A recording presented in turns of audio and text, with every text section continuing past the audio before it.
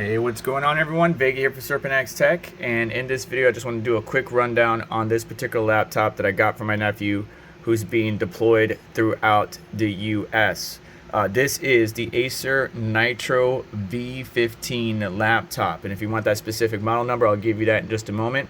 But it is a gaming laptop perfectly capable for their needs. It does come with the Intel 13620H, which is a 10-core 16 logical processors, has P-cores and E-cores. It comes with DDR5, only 5200 megahertz, but 16 gigabytes total. It only came with 512 gigabyte NVMe SSD, which we both plan on upgrading the memory and the storage later on. Wi-Fi 6, HDMI 2.1, Bluetooth 5.0, Thunderbolt 4, DTS:X, and Nitro Sense, which of course Acer and most laptops, at least manufacturers, will give you some bloatware. It's not too annoying, but it is something that you need to manage. Comes with a camera, has a 144 hertz monitor. The keyboard is backlit, not RGB, but backlit. Keys do feel pretty good to the touch. Not going to be like one of your best mechanical keyboards or anything like that, but again, will get the job done. Temperatures are running good. Comes with a nice 4060 8 gigabytes.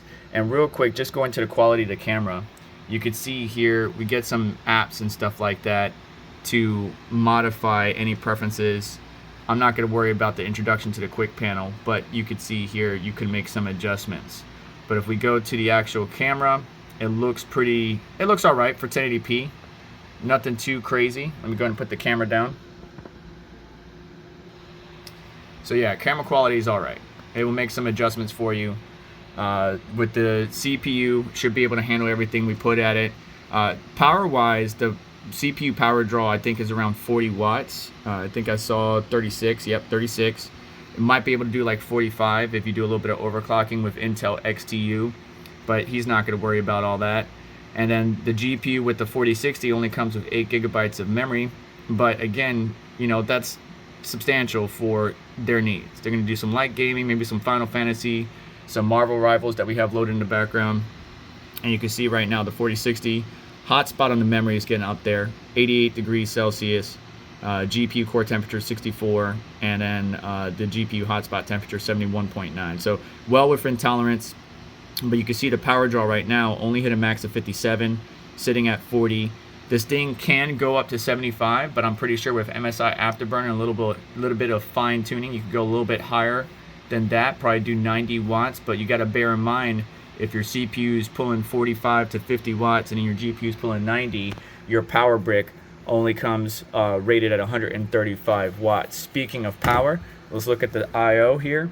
So on the side, we got our power brick, our Ethernet, HDMI 2.1, two USB Type A ports. I believe these might be Gen 3.2 Gen 1, and then you got your Thunderbolt or Type C connector. And there is a little bit of something on this laptop that annoys me, but we'll talk about it here in just a second. We are looking at it right now. But you notice on the other side, the left side, there was no vent. Well, over here on the right side, we do have a vent. We also got a way to lock it. Another Type A port, headset mic point or jack, and then your lights.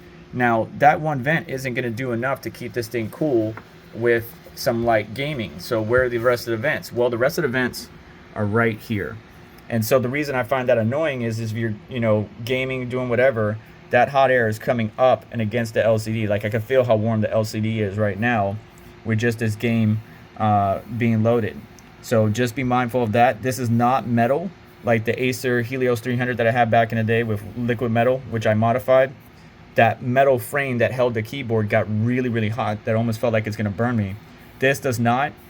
It's not uncomfortable, but just note that vent is blowing straight up into the LCD, especially the more you lean it, you're just directing that air up, which could work from an engineering standpoint, but I could see that being a little bit annoying if you have your hands on the keyboard all the time. It does come with a numpad, which is pretty cool. And then the trackpad, it gets greasy really fast. You can see some smudges right there. But it gets the job done. And for my nephew who's going to be, moving from state to state on behalf of the country, they have a better gaming rig at home with a 6950X. This will definitely get the job done. I'm not sure what this Acer warning is. If it's talking about like a Phillips head or maybe a CMOS battery. It feels like a CMOS battery, like be careful.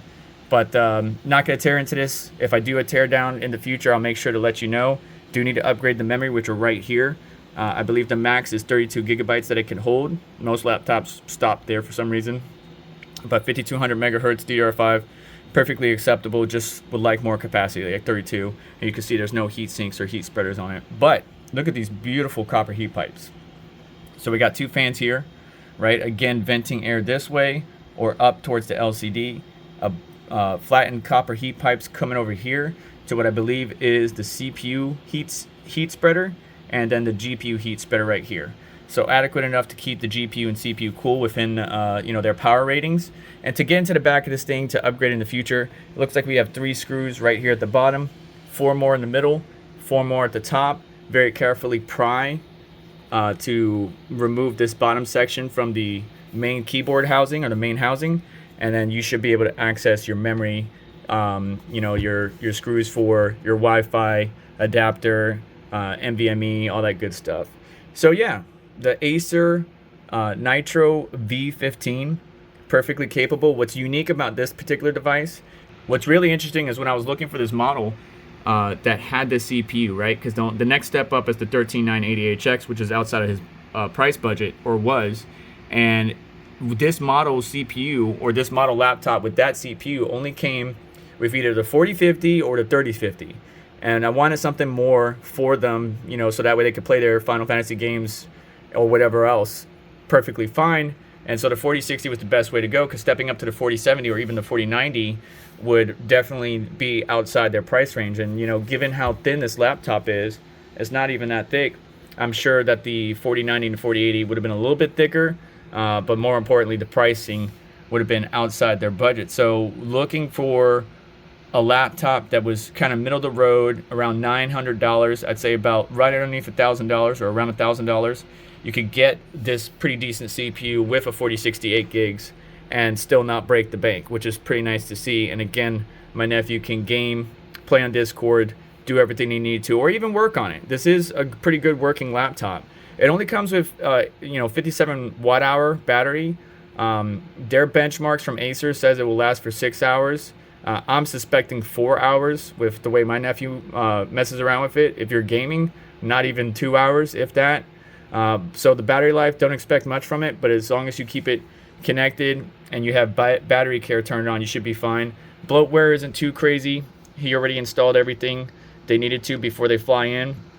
But we do got Nitro Sense and a couple other, basic Windows 11 Home, which is what this comes with, utilities. If we look at the Acer dashboard, I want to see if there's anything in particular.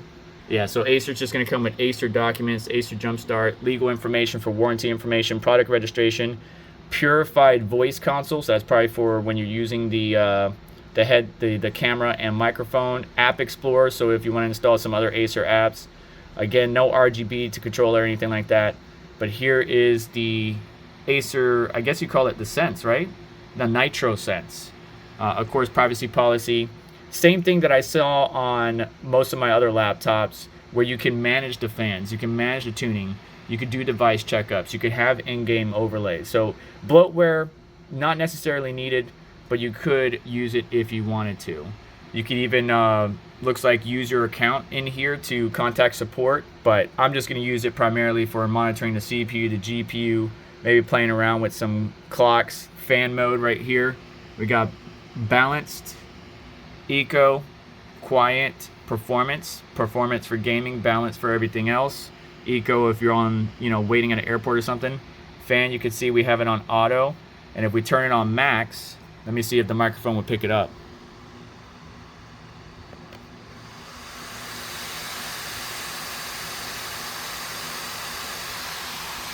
Yeah, max is a little too loud. So either auto or maybe set a custom fan profile, and that would give you a little bit more thermal headroom. The GPU would boost a little bit higher if it's cool enough, right? Because of Nvidia's setups.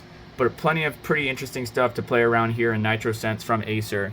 But again, perfectly capable laptop to do what my nephew needs to do, to play Marvel Rivals, Final Fantasy, play on Discord, talk to his friends, do whatever they need to, get the job done. Intel 13620H, RTX 4060, doesn't run too hot.